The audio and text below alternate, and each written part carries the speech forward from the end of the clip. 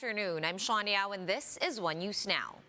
The Philippines is now back to low-risk classification for COVID-19 after the surge in cases caused by the Omicron COVID variant. Health Secretary Francisco Duque said that apart from cases, demand for testing has also gone down.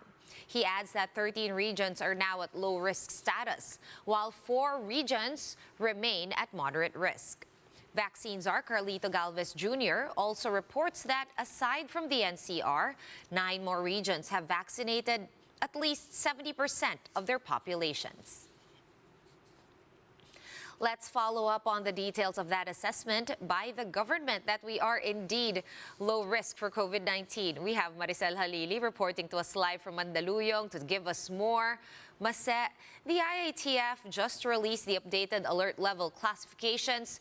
Are there talks of a possible downgrade to alert level 1 as early as now?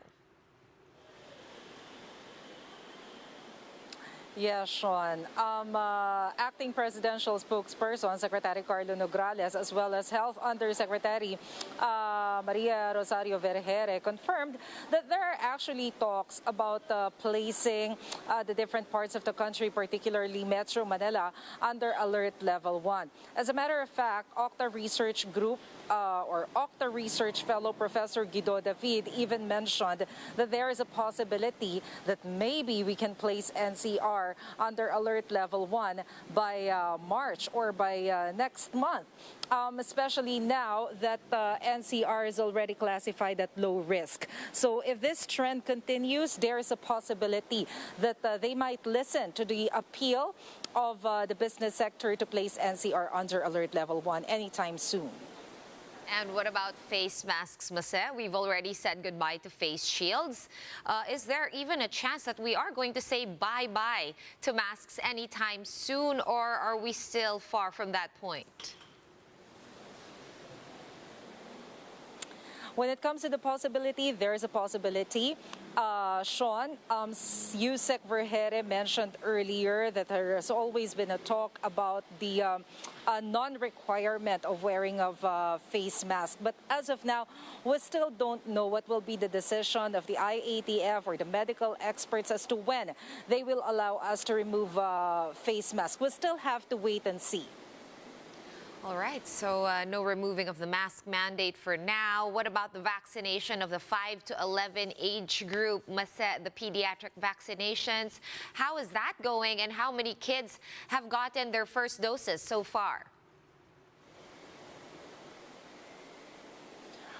Well, there's a positive impact or response when it comes to the pediatric vaccination ages 5 to 11 years old. Secretary Duque mentioned yesterday that there's about 91,000 pediatric or kids aged 5 to 11 years old who are already vaccinated. Of course, there's an update when it comes to the total number of that. Probably we already have more than 100,000. They hope that the vaccine or the Pfizer vaccine, which will be allotted for these kids, will be delivered to the country soon, so that there won't be any interruption when it comes to our vaccination program for kids. What about for the 12 to 17 age group, Mase? They must be approaching the time when they are, already ready for booster shots. Is the government backing additional shots for the age group 12 to 17? What's the final word on this? There's no final decision about it for now, Sean. Yusek Vergere said that the studies about the necessity of booster shots to be given to kids from 12 to 17 years old is still ongoing, so they still have to wait for the result of the study and the recommendation of international agencies and medical experts. All right, thank you so much for all those updates. Maricel Halili reporting to us live from Mandaluyong. Thank you, Mase. We'll be back with more stories after this quick break. Keep it here on One News.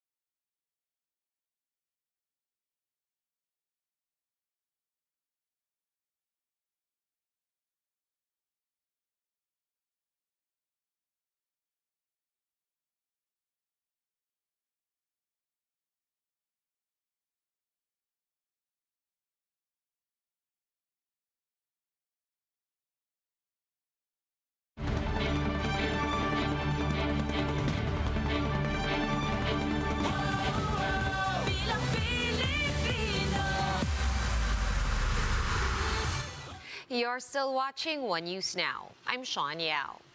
Pulse Asia says the results of the recent survey they conducted can be considered as soft votes.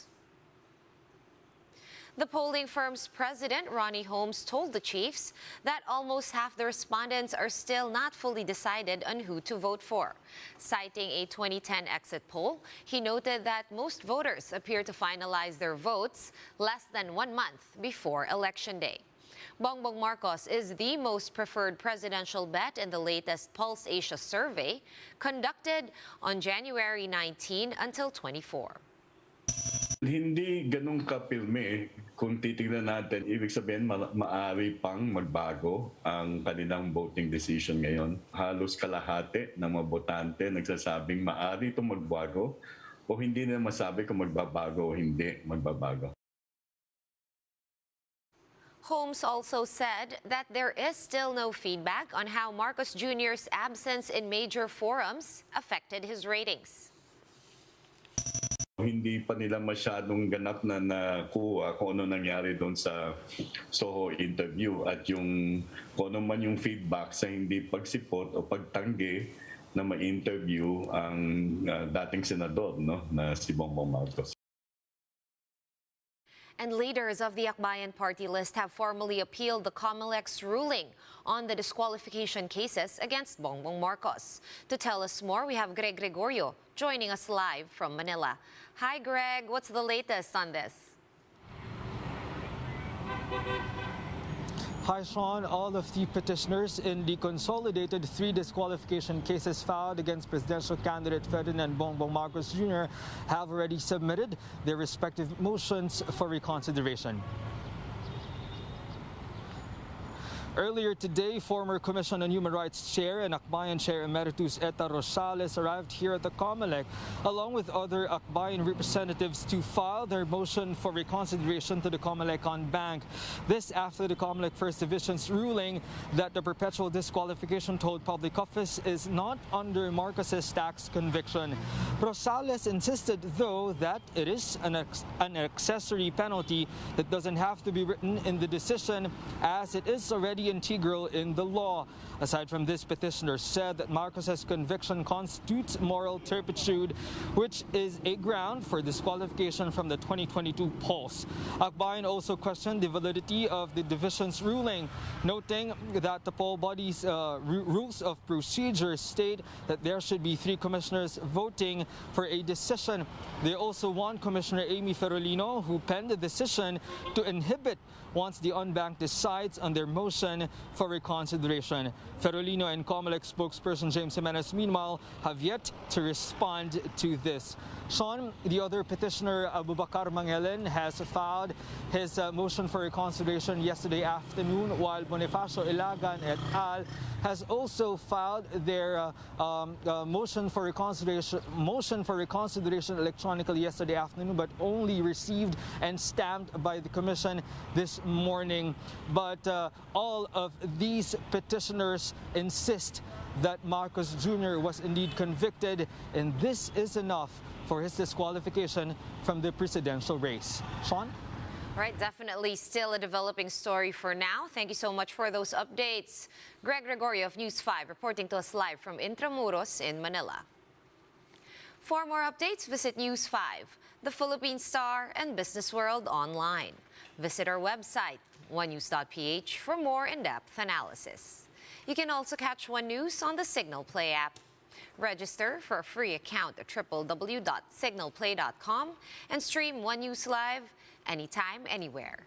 Masks on, wash hands, and stay safe, Philippines. I am Sean Yao. We are One News.